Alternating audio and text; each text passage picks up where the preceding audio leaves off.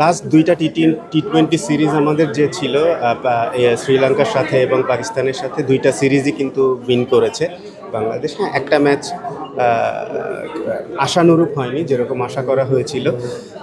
তারপরেও আমি বলবো যে ইটস এ হিউজ অ্যাচিভমেন্ট একটা টিমের জন্য। এবং আপনারা সবাই দেখবেন যে আমাদের যে টিমটা এখন খেলছে, ওরা কিন্তু এখানে প্রচুর নতুন প্লেয়ার আছে, তো যাদের জন্য এটা খুবই খুবই ভালো বড় হিসাবে ঢাল হিসাবে কাজে দিবে, যেহেতু তারা সিরিজ অলরেডি উইন করা শুরু করেছে। আর এই তো মানে ওদের কনফিডেন্স বুস্টার হিসেবে কাজ করবে আমার মনে হয় সিরিজটা।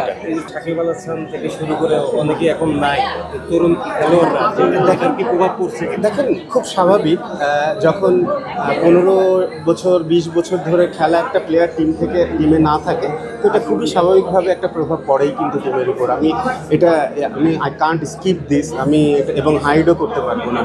এবং ক্রিকেট আসলে হাইড করার খুব বেশি কিছু নাই, সবই সামনাসামনি ঘটে। তো আমরা সবাই দেখতে পাচ্ছি যে আমরা কিছুটা স্ট্রাগল করছি আর এই মুহূর্তে ইন্টারন্যাশনাল ক্রিকেটে। বাট অবশ্যই দেখবেন এটা খুব অল্প সময়ের মধ্যে নতুন যেসব প্লেয়াররা এসছে ওরা কোপ আপ করে ফেলবে এই লেভেলে এবং ভালো খেলবে বলে আশা করছি। রাজীব ভাই, আমরা আমাদের দেশে বিশেষ করে দর্শক বলি সবার ভিতরে বাংলাদেশ টিমটা নিয়ে একটু বেশি আগ্রহ থাকে। সব কিছুতে 19 থেকে 20 হলেই আসলে সমালোচনার পারদ জন্মে ফেসবুকে সমস্ত। লাস্ট ম্যাচটা ঘিরেও আসলে কেন 5টা চেঞ্জ আসলো, কেন তাদেরকে রাখা হলো না, যদিও লিটন দাস বলেছেন আসলে সে জায়গাটা আসলে এই বিষয়গুলো আসলে মাঠে যখন থেকেছেন তখনও সমালোচনা দেখেছেন, এখনও নির্বাচক বা ওই জায়গা থেকেও আসলে এই কথাগুলো আসে। আসলে এইগুলোকে আসলে এখন কীভাবে দেখেন বা এই চেঞ্জের ক্ষেত্রে যদি একটু জানতে চাই।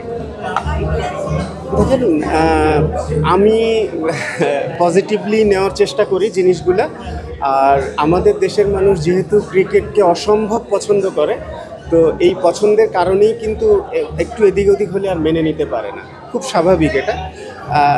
তবে আমি প্লেয়ারদের বলবো দুইটার কম্বিনেশন ঠিক রেখে যদি ওরা খেলে, যে চাওয়া তো থাকবেই এবং সব চাওয়া যে সবসময় পূরণ করে দিতে পারবে সেটাও না, যেন এরকম হয় যে ওরা যেসব সাপোজ এখন একটা মিস্টেক হচ্ছে, ওই মিস্টেকটা বারবার যেন না হয়, যে ওই মিস্টেকটা একবার ইমপ্রুভ করে ফেললে ওইটার দিকে তাকাতে হচ্ছে না, হয়তো নতুন একটা কোনো কিছু ধরতে পারছে। এটাই সব থেকে বড় ব্যাপার হবে। আর আসলে যেহেতু সব থেকে ভালোবাসার জায়গা, তো সমালোচনাও সেখানে সব থেকে বেশি থাকবে, এটাই স্বাভাবিক। তো তারপরেও আসলে প্লেয়ারদের তো কষ্ট হয়, ওরাও মানুষ, ওদেরও অসম্ভব রকম কষ্ট হয় যখন ওরা ম্যাচ হারে। এবং তারপর যখন সোশ্যাল মিডিয়া বলেন, আমাদের মিডিয়া বলেন বা আমাদের দেশের মানুষ যখন বাজেভাবে ট্রিট করে, ওদেরকে কথা বলে, কষ্ট তো অবশ্যই পায়। তবে আমি শিওর যে ওরা এটা থেকে কোপ আপ করার জন্য যেটা করা দরকার, আমি শিওর ওরা সেইভাবেই রেডি হয়। আমরা দেখেছি যে নির্বাচক প্যানেল থেকে বাংলাদেশ সবাই এক বাক্যে স্বীকার করে আসলে বাংলাদেশ ক্রিকেটের সবথেকে বড় ব্র্যান্ড বা তারকা বলি সাকিব আল হাসানকে। আসলে যে কোনো কারণেই হোক না কেন দিন দিন দেশে আসছেন, আমরা আসার কথা শুনছি যে তাকে হয়তো বা আসবেন বা আপনাদের ওখান থেকে শোনা হচ্ছে, বা শ্রীলঙ্কায় বাংলাদেশের খেলা হচ্ছে সেখান থেকেও সাকিব আল হাসান দেশের বাইরে টি20 লিখতে হচ্ছে, সেটাকেও মানুষজন বেশি উপভোগ করছে। সব মিলিয়ে আসলে আপনার কাছে এই একটু মূল্যায়নটা জানতে চাই, হবে না কাছে ফিরবেন বা আশা দেখছেন কিনা? এটা আমাদের হাতে নাই।